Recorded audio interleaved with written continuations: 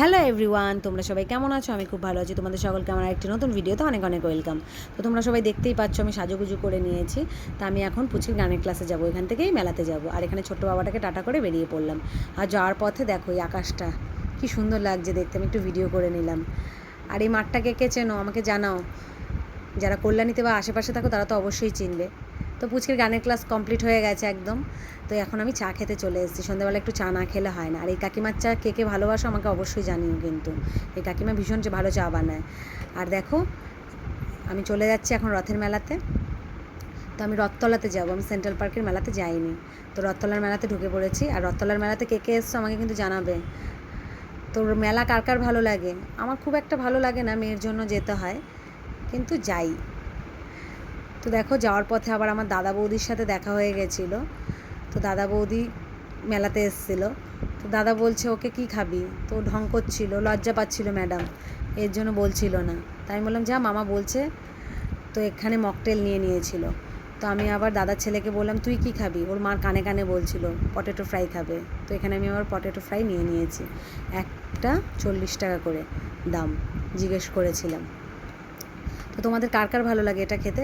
ভালোই ছিল, খুব সুন্দর লাগছিল খেতে। তো দেখো এই যে দাদার ছেলে দাঁড়িয়ে আছে। আর দেখো আমি একটু চারিদিকে ভিডিও করে নিচ্ছি। আর তান্দুরি চা 40 টাকা। তো এখানে দেখো পটেটো ফ্রাই হয়ে গেছে, এখন ওদের দিয়ে দিয়েছে, ওরা খাচ্ছে, দাদার ছেলেও খেয়েছে। আর এই জিনিসটা কি আমাকে কিন্তু জানি অবশ্যই, এখানে এটা কি বলতে পারবো না আমি, এটা কি আইসক্রিম সম্ভবত। তো কার কার ভালো লাগে এটা খেতে জানিও। তো পুচকি খাচ্ছিল, দাদা বলছিল আমাকেও নিতে, আমি নিইনি। আর এখানে আমি একটু চারিদিকে একটু ভিডিও করে নিচ্ছিলাম ঘুগনির, খাইনি যদিও। তো এখানে আমি বলছি তোরা রাইড কর, আর আমার মেয়ে বলছে তো মিকি মাউসে লাফাবে। তা আমি একদমই বলছি না, অন্য কিছু হলে করো। তো দাদা বলছে যে না না ঘেমে স্নান করে যাবি। আর এখানে আমাদের একটু দেখিয়ে নিলাম মেলাতে সবাইকে। তো আমার দাদা বৌদি একটু লেট করে এসছে, তো ওদের সাথে আমি ছিলাম।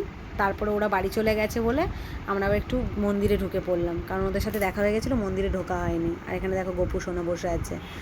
তো আমি মন্দিরে ঢুকে গেছি, এটা অনেক পুরনো মন্দির, আর কি সুন্দর রং করেছে দেখো, ভাল লাগছে দেখতে। তো এই মেলাটাতেই আসি, আমার মায়েরা যখন ছোট ছিল তখনও আসতো, আর আমরা যখন ছোট ছিলাম তখনও, সেই থেকে এই মেলাতেই আসি। তো এখানে আমার মেয়ে আর ওর বাবা চলে গেছিলো নমস্কার করতে, আর আমি নিচেই দাঁড়িয়েছিলাম। তো ওদেরকে একটু ভিডিও করে নিলাম।